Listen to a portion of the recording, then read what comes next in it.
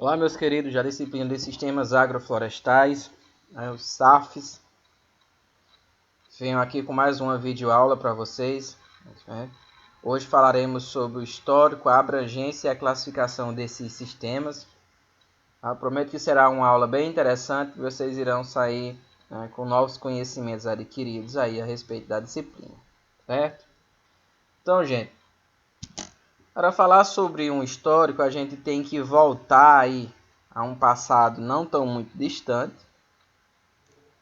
e entender, eu falo não muito distante, milenar, né?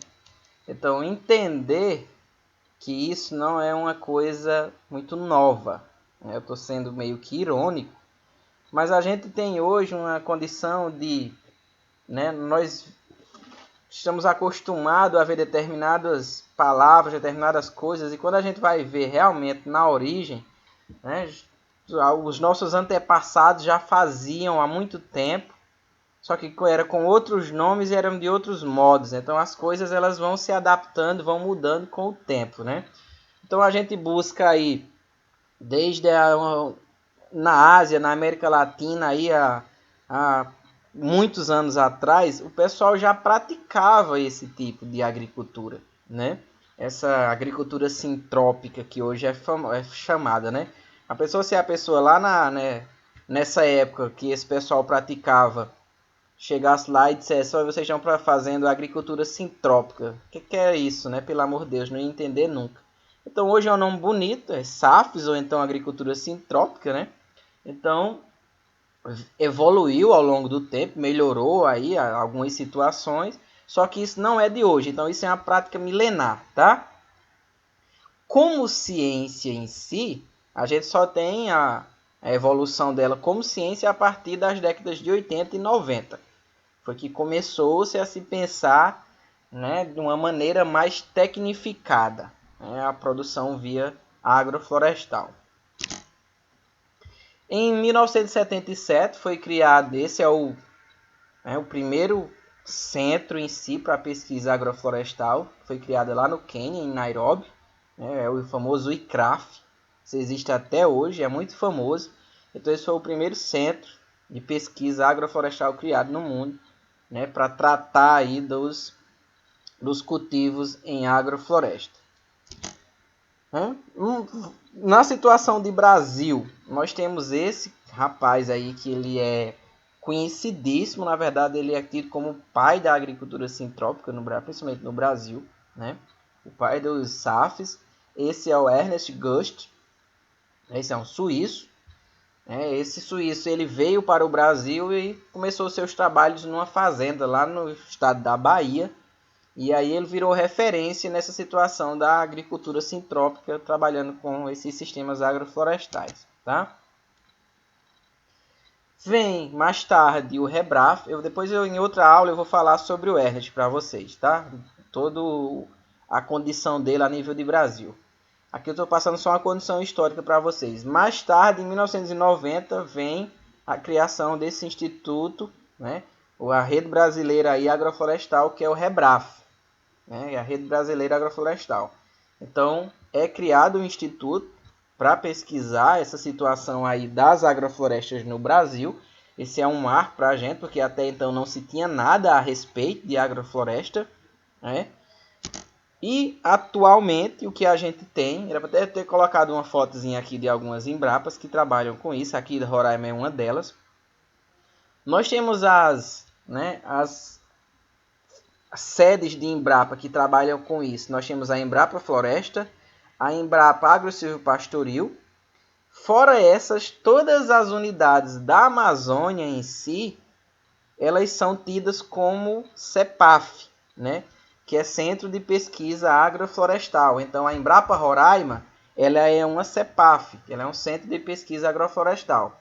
Então, hoje, todas as unidades da Amazônia trabalham com sistemas agroflorestais também nas suas pesquisas. Quanto à abrangência, nós temos que os SAFs eles podem ser, vamos dizer assim, inseridos, desenvolvidos, trabalhados em diversos biomas, desde condições climáticas das mais áridas às mais temperadas, desde que você trabalhe com as espécies adaptadas para essas condições, tá? Então, se eu estou trabalhando numa região de clima temperado, eu tenho que pegar aquelas espécies lá que são típicas, um pinho, né? Uma araucária da vida. Só que se eu estou trabalhando em um clima semiárido, um exemplo aí dessa imagem na direita, né? na caatinga nordestina, então eu tenho que trabalhar com as espécies que são típicas dali, que são adaptadas. Então é uma baraúna da vida, né? É uma aroeira, é uma jurema, não sei. Então as espécies que tem algumas que têm importância madeireira lá no Nordeste. Ah, eu posso colocar outras exóticas? Pode, se for dessas que têm uma condição de conseguir se adaptar, né? Eu já vi sistemas agroflorestais por lá com a cássia mangio. Ela desenvolve bem em algumas regiões do Nordeste. Então, é cada caso um caso, e aí você tem que saber entender as espécies para se trabalhar, né, nesses sistemas aí. Nós temos abrangência desde o bioma amazônico, que a gente está inserido, que é um dos melhores a se fazer, né? Eu digo o porquê que é um dos melhores, porque hoje nós temos no bioma amazônico uma condição muito voltada à extração de madeira na floresta. Então nós temos tanto isso daí quanto uma condição de desmatamento. Então quando a gente vem a produzir via sistema agroflorestal, a gente está falando em conviver harmonicamente com a natureza, produzir dentro da floresta, ou então transformar o que é uma área antes que não tinha nada de árvores em agora uma cobertura vegetal formada por espécies, sejam exóticas ou então nativas. Então nós temos essas espécies podem ser utilizadas e devem, na verdade, para os fins madeireiros ou essência florestal. E aí você faz com que, uma vez você tendo essas espécies, você deixa de ir tirar, né, fazer a derrubada na mata para uso de madeira. Então nós temos um apelo muito grande, principalmente aqui na condição amazônica. Tá? E por outro detalhe também é que algumas espécies elas se desenvolvem muito bem aqui na condição amazônica por conta da condição de precipitação que é elevada. Então algumas espécies, é exemplo do mogno, se desenvolve muito bem aqui na região amazônica.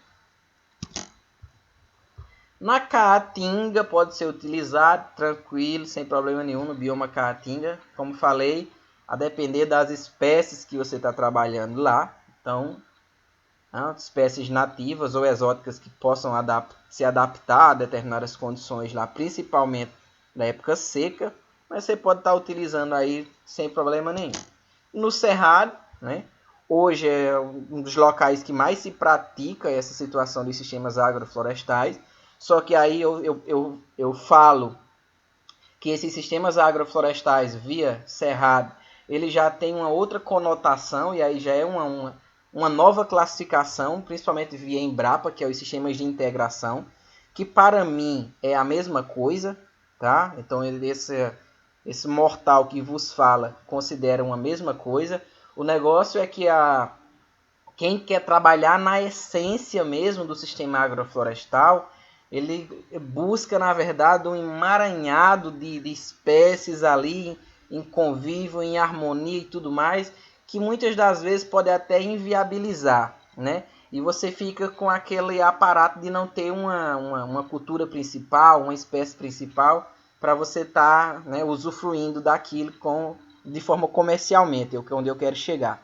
E aí para os sistemas de integração, isso já é um pouco mais avançado, então isso já são as áreas maiores, e aí já utiliza-se de outras premissas básicas. Mas para mim, todos os dois, eles buscam chegar naquele mesmo objetivo, que é produzir sem degradar. Tá? A palavra correta é essa, produzir sem degradar, plantar árvores.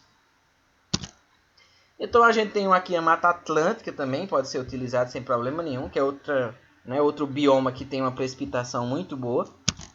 Nos Pampas, lá nas Serras Gaúchas da vida, no Pantanal, sem problema nenhum, aí também é que pode ser feito, né? Então, quanto à classificação, nós temos um aqui, por Nair, que é um pesquisador, de 85, ele dá essa classificação aqui, tá?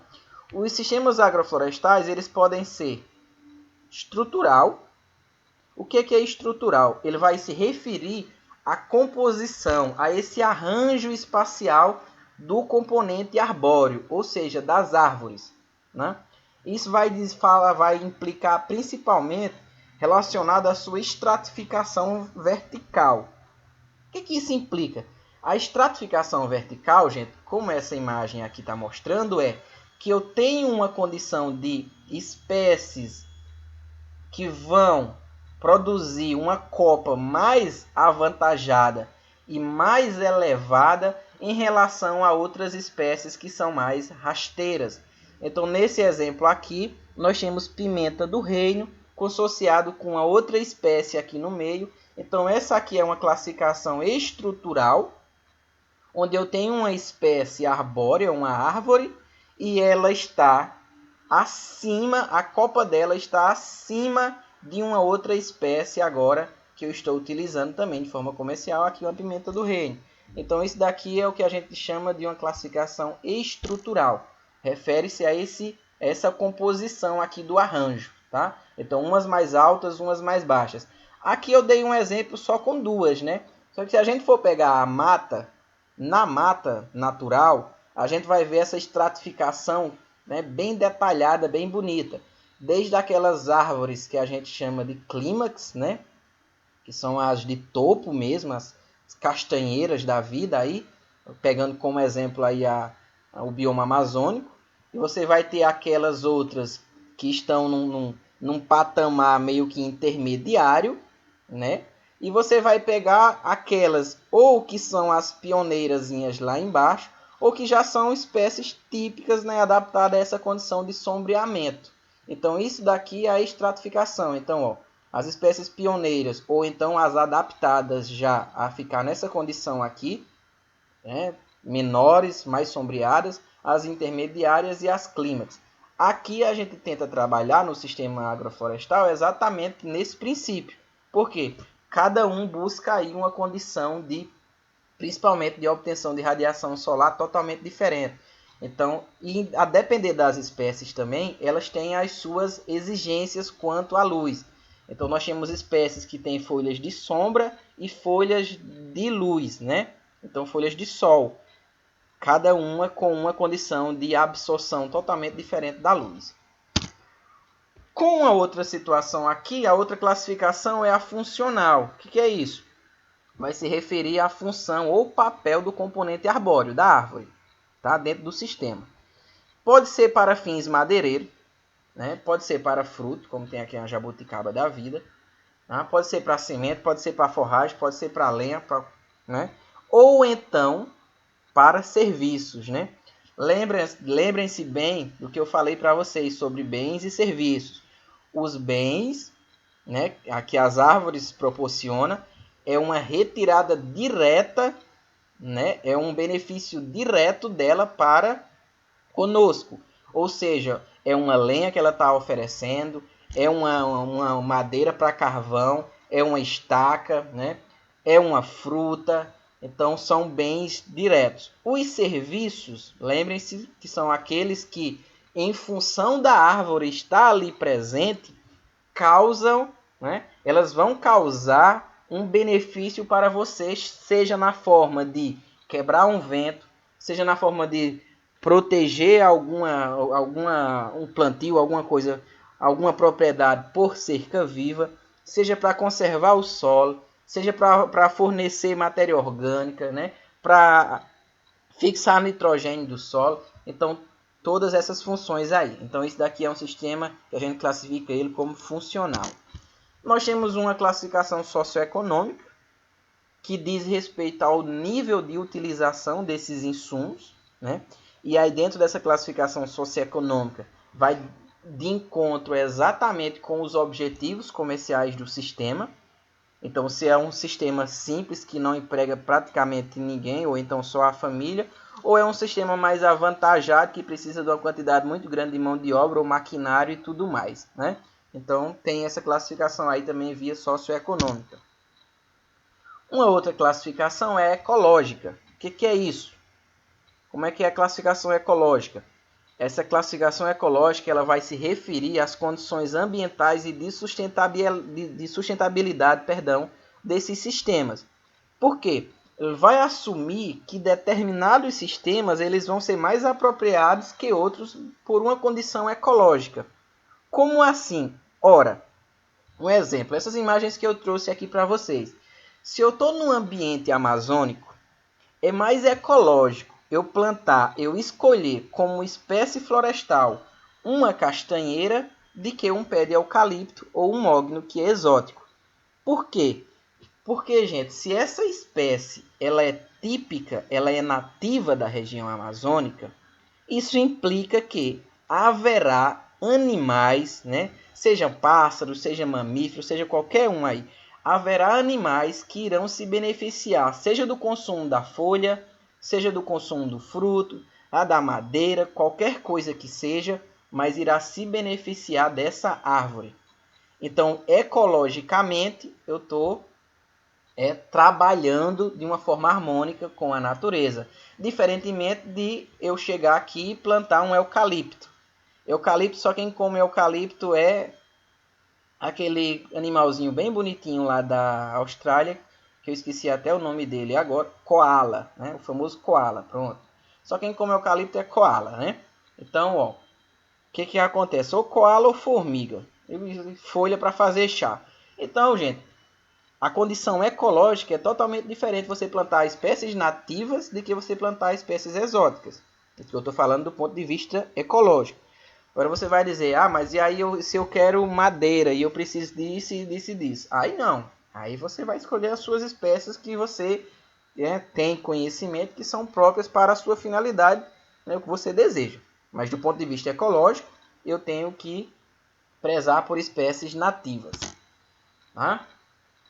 Quanto à natureza dos componentes, de acordo aí com essa classificação utilizada pelos SAFs, nós temos esses três componentes que, na verdade, eles ficam assim.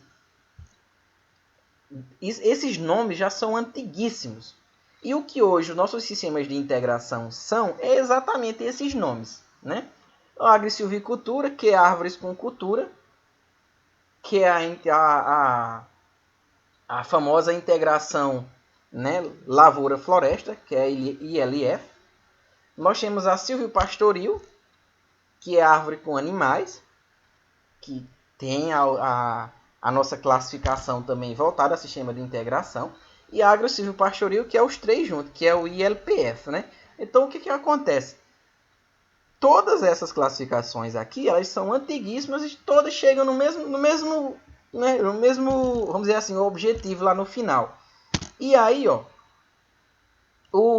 atualmente o ICRAF e o REBRAF pegaram essa classificação aqui, que ela é utilizada hoje principalmente pela Embrapa da vida, né? A Embrapa adotou muito isso, esses centros. Ela adotou essa nova classificação que é da integração. Então é a integração lavoura, pecuária, floresta, que é a mesma coisa de agrosilvopastoril, que vai integrar aí os componentes de lavoura que você está plantando, principalmente espécies anuais. Vai empregar aí o cultivo de pastagem para produzir aí boi, pecuária, seja boi, seja ovelha, o que quer que seja, e a floresta junto, tá? Seja em rotação, em consórcio ou em sucessão, mas a premissa básica que eu sempre falei para vocês, tem que ser na mesma área, tá? Tem que ser na mesma área. E esse componente lavoura, ele se vai restringir ou não a fase de implantação do componente florestal. O que é isso? Porque na fase de implantação, como as espécies florestais, as árvores, elas estão ainda pequenas e vão se desenvolver, você pode ir plantando essa lavoura, essas culturas, principalmente as anuais. No entanto, a partir de um determinado momento que essas plantas estiverem maiores, não será mais possível você plantar essas culturas aí no meio, né, das fileiras principalmente. Por quê? Porque irá sombrear. Então, fica inviável fazer esse plantio. Então, ela pode ou não se restringir aí à condição inicial de implantação do componente. Mas lembrem-se sempre que, para ser considerado um sistema de integração, né, lavoura, pecuária, floresta ou agro, silvio e pastoril, tem que ter os 3 componentes em uma mesma área, seja em rotação, em consórcio ou sucessão. Tá?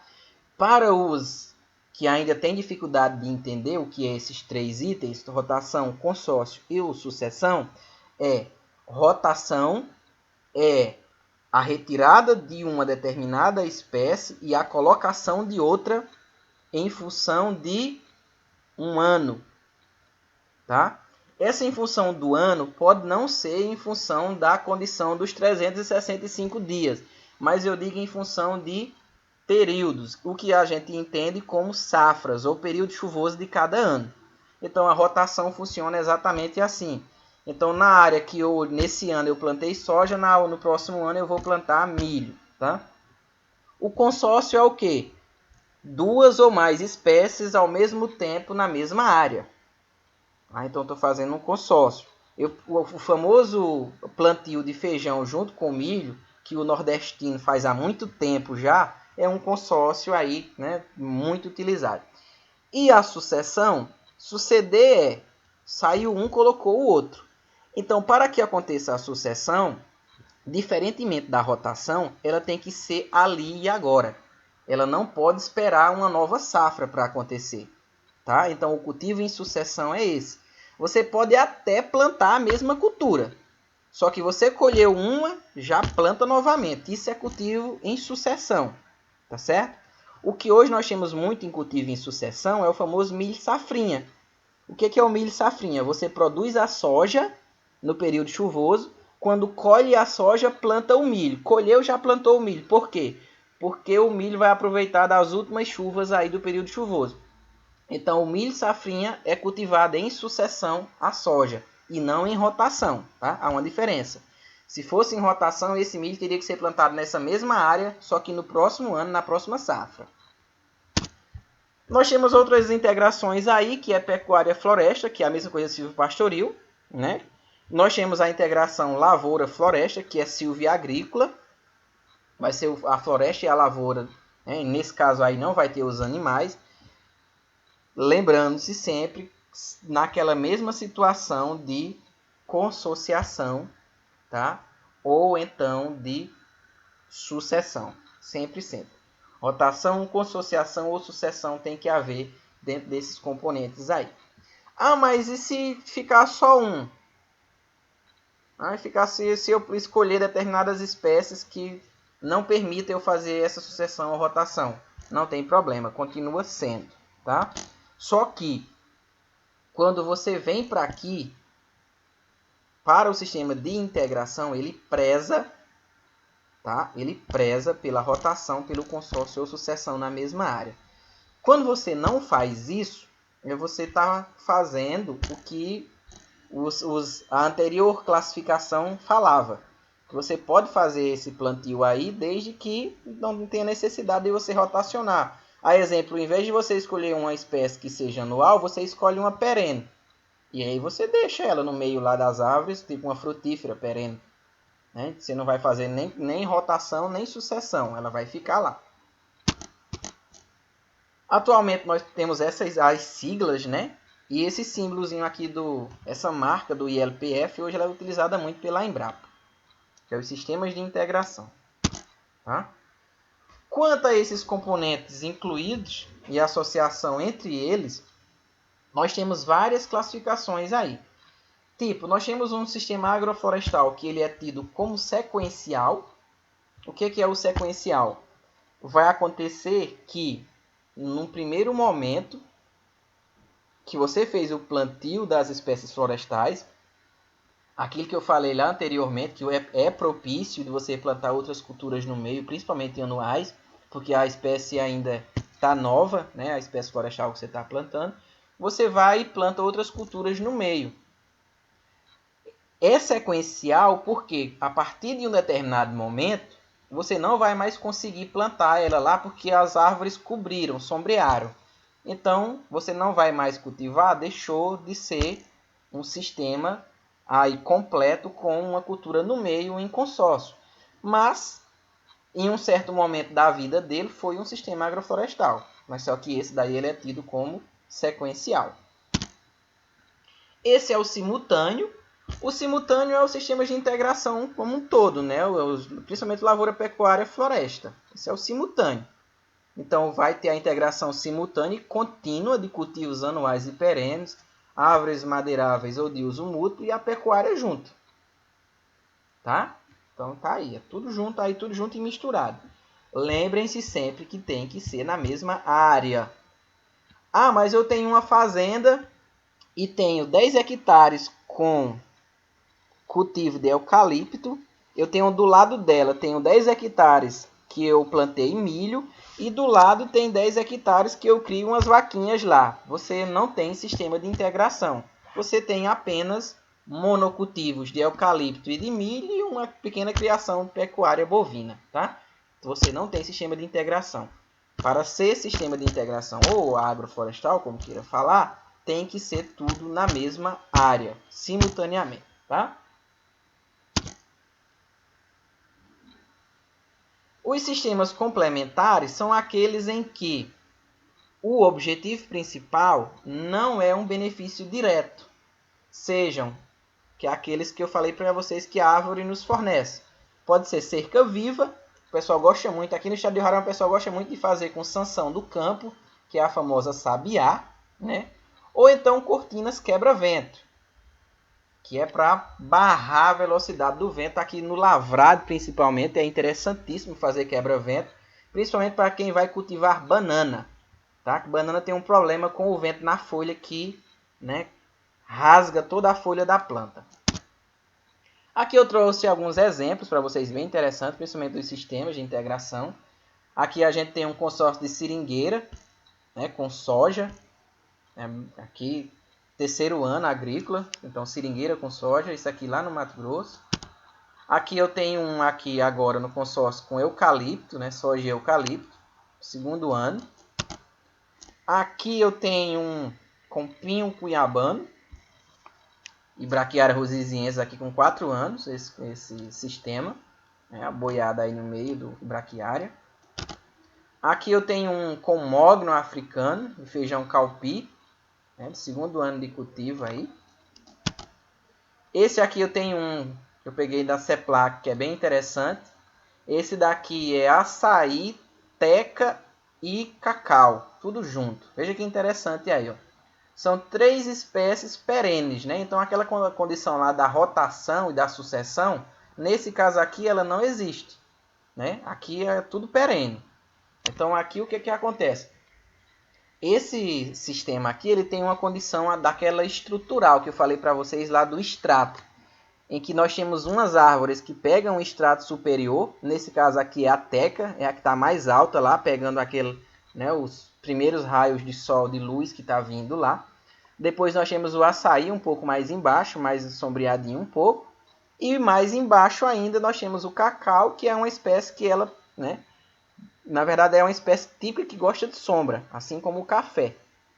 Então, é assim como também o nosso famoso cupuaçu. São todas família aí da vida. Então, o cupuaçu e o cacau, tá? Então, o que acontece aí é um sistema que a gente não vai poder estar fazendo aquela situação da rotação, né? Então, já está tudo perene aí. Pode ser um nesse estilo, ó. Aqui a gente tem um exemplo agora com café, que pode ser sombreado, né? E aqui agora eu tenho a condição do mogno, né? Só que esse mogno ele parece muito com o mogno brasileiro, né? Isso aqui parece muito com o mogno brasileiro. O famoso macrófila. Aqui, gente, nós temos um sistema, né, um eucalipto já mais avançado, em fileira dupla. Temos uma condição aí, mais na frente, em outras aulas, eu vou mostrar para vocês as dificuldades que a gente tem hoje muito nos sistemas, principalmente de integração, é descobrir esse aparato, se planta em sistema de fileira simples, em dupla, e em qual espaçamento deve ser feito, em função das culturas que você irá plantar aí no meio. Aqui a gente tem um com um eucalipto e com sorgo. Aqui a gente tem eucalipto com girassol, né? Aqui a gente tem eucalipto com soja. Nós temos aqui no estado de Roraima alguns trabalhos com esse tipo aqui de situação de plantio de eucalipto com soja. tá? Exatamente nesse estilo aqui, em que um pesquisador da Embrapa já trabalha há 8 anos, né, fazendo pesquisa para ver a viabilidade desse cultivo aí. E até quando se é viável plantar soja aí no meio. Então é isso. Eu fico por aqui. Nosso histórico, abrangência e classificação dos sistemas. Qualquer dúvida, estou aqui à disposição para saná-las. Um forte abraço.